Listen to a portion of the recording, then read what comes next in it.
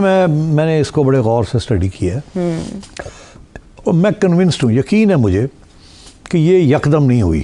لگتا ایسے ہے کہ یکدم ہوئی ہے، مگر ایکچولی اس کی پلاننگ کافی عرصے سے ہو رہی تھی.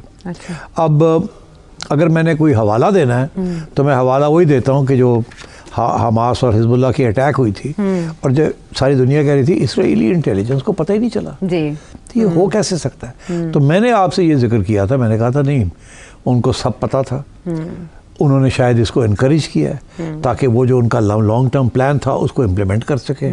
اور جب یہ ہوا اس کے بعد انہوں نے جو کرنا تھا وہ کیا، اور وہ انہوں نے کامیاب ہو کے دکھا دیا ہے. انہوں نے فیصلہ کیا ہوا تھا کہ ہم نے غازہ سے نکالنا ہے سب کو اور ملیامیٹ کر دینا ہے، بمباری کر دینا ہے اور ہمیں سیز کر لینا ہے، پھر ضرورت پڑے گی تو آگے بھی جائیں گے اور ان کو ہم نے یا سیریا میں سیٹل کرنا ہے یا لیبنان میں یا جارڈن میں، تو دیکھا جائے گا کیا ہوگا. مگر اب یہ وقت آ گیا کہ اس معاملے کو ختم کریں، اور وہ ختم کیسے کریں گے؟ حذف کر لیں. تو یہ اس لیے ان سے کہا گیا کہ کرو، تاکہ ان کو موقع ملے گا پھر ٹو ہٹ بیک. تو میں نے ہمیشہ یہ کہا تھا کہ یہ 1 سال سے وہ کر رہے تھے تیاری، تو یہ ہو نہیں سکتا کہ اسرائیلیز کو سی آئی اے کو پتہ نہیں تھا. میں نے یہی کہا تھا کہ وہ خود کروانا چاہ رہے ہیں تاکہ ان کو ایک جواز مل جائے کرنے کے لیے جو کچھ انہوں نے کیا. تو وہ اس میں کامیاب ہو گئے. اب کیا سچویشن ہوئی ہے؟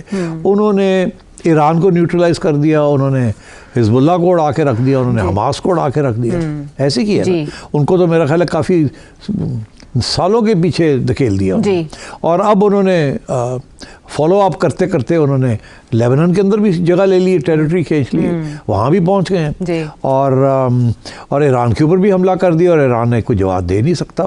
وہ پتہ ہے کہ تھوڑا اور کیا تو وہ اور بھی کر دیں گے، کیونکہ امریکہ ان کے ساتھ ہے اور کچھ مڈل ایسٹ کے ممالک ہیں وہ بھی ان کے ساتھ ہے. تو اس لیے so this whole thing has backfired on the axis of resistance جسے کہتے ہیں. وہ ایران نے ایک ایکسس آف ریزسٹنس بنائی ہوئی ہے.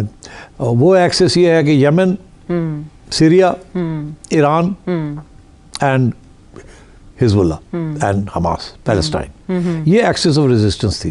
اور سارا جو اسسٹنس آتی تھی وہ use to come by Syria. Syria was the gateway to the. تو انہوں نے پہلے کیا کیا کہ پہلے تو ایران کو ٹھاپ لگائی ہے، اس کے بعد انہوں نے حزب اللہ اور ان کو فارغ کیا، حماس کو کیا، اور اگلا سٹیپ یہی تھا کہ وہ اب سیریا کو فارغ کریں گے. تو اب اگلا